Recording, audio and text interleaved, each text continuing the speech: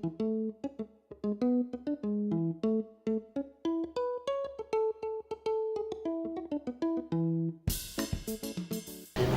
we all know, the demographics and corresponding workforce demands in every country in Africa have shifted dramatically in the last 50 years.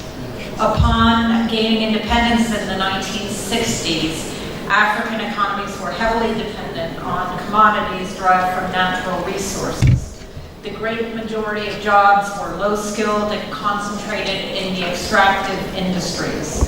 Secondary and higher education was primarily concerned with training individuals to run governments and civil service jobs, creating an African middle class, but not generally contributing to the knowledge-based economy. Fast forward half a century or so to today, we are undergoing a fourth industrial revolution characterized by a job market that demands technical training. The World Economic Forum report on the future of jobs projects that 65% of children who are born today will eventually be in jobs that do not exist today. It moreover foresees a major disruption in global labor markets that impact millions of people who will shift from white-collar to bureaucratic jobs, from administrative jobs to computer, technical, architectural, and engineering-related fields.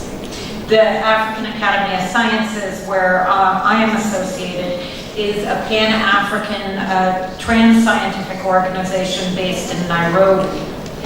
We are tightly aligned with the AU's STISA 24.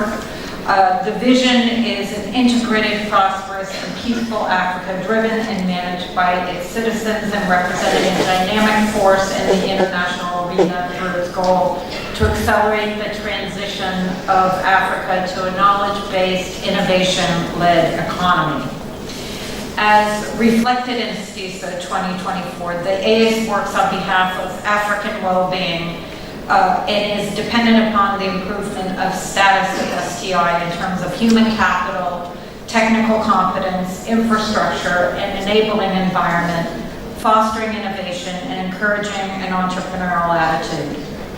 The focus of the Academy is to develop world-class science infrastructure in Africa that is highly coordinated and powered by a level of investment that is proportional to our economic and human dependence on research and innovation.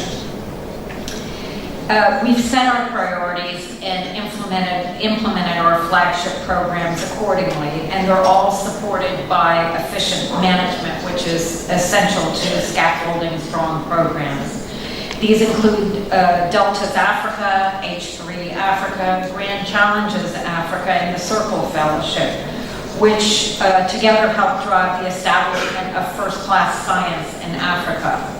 This level of investment in the interest of African economic and human well-being will only be sustainable if African R&D is led by Africans in Africa with priorities set by Africa and for Africa. The AAS, through its programmatic arm known as the Alliance for Accelerating Excellence in Science in Africa, AISA, has been contributing to this effort by its investment in research excellence across the continent. You learned in the keynote remarks from the presidents yesterday that she stepped up to lead the Coalition for African Research and Innovation, known as CARI. Through AISA, AAS will run CARI at least in its initial years. This is a reflection of our belief that the health and well-being of people on the continent depends on our ability to create a broad, comprehensive infrastructure in Africa that rivals the science output of any continent in the world. As the president said yesterday, CARI intends to do no less than trigger a movement that will ultimately result in large-scale and collaborative investment in R&D in Africa, making science an integral part of public discourse on the continent. I acknowledge the optimism and ambition of this vision. In fact, the nations of the AU have already pledged 1% of GDP to invest in R&D, yet no country has yet reached this goal. In fact, only 1.3% of global R&D is spent in Africa. The modesty of this investment is at once the cause and effect of Africa's vulnerable economies. For example, the proportion of scientific researchers of the population in Africa is about 3.5% of the proportion of scientific researchers of the population of the US. The global average of students pursuing graduate study in Africa is threefold lower than it is globally. And Africa's investment in science infrastructure is also comparatively low. Thus, we have a negative feedback loop. Without the training and infrastructure for large-scale science education and research, we can't grow and attract and keep our scientific talent. And without our scientific talent, we can't justify the investment in our R&D infrastructure. Yet those behind Kerry see it as not just possible to achieve this ambition, but essential to the future of the continent. Kerry will do this by catalyzing public and private investment, coordinating research effort, and demanding excellence. It will also work to ensure that there is talent, equipment, and buildings for the entire spectrum of research, from basic unapplied scientific research through translational development to application.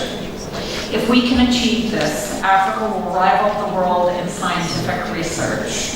Instead of losing our best students and early career researchers to seeking advanced training and opportunities elsewhere in the world, we can become a net host of scientific talent if we make the right investments in education, training, infrastructure, and careers in science and technology.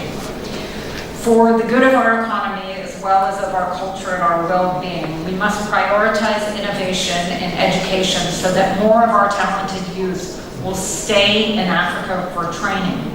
Moreover, if we do this, the African diaspora will come back, driven not by family needs or duty or sentiment or guilt, but because they will find an environment where they can perform their research and develop their careers as productively here in Africa as they can anywhere in the world. At the same time, we must continue to keep an eye and fight for inclusion, not just globally, but within the continent. At first blush, one might conclude the challenge of gender inclusion that's been mentioned several times in these days is resolved. As you've seen, women make up the majority of those enrolled in university in no fewer than 100 countries in the world. Yet if one looks more deeply at the numbers, sectoral and cultural practices tell another story.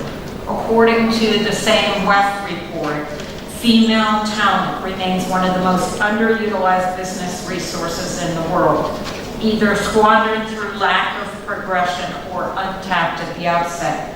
Although women are, on average, more educated than men globally and now participate more fully in professional and technical occupations than they did in 2006, their chances to rise to positions of leadership are only 28% of their male counterparts.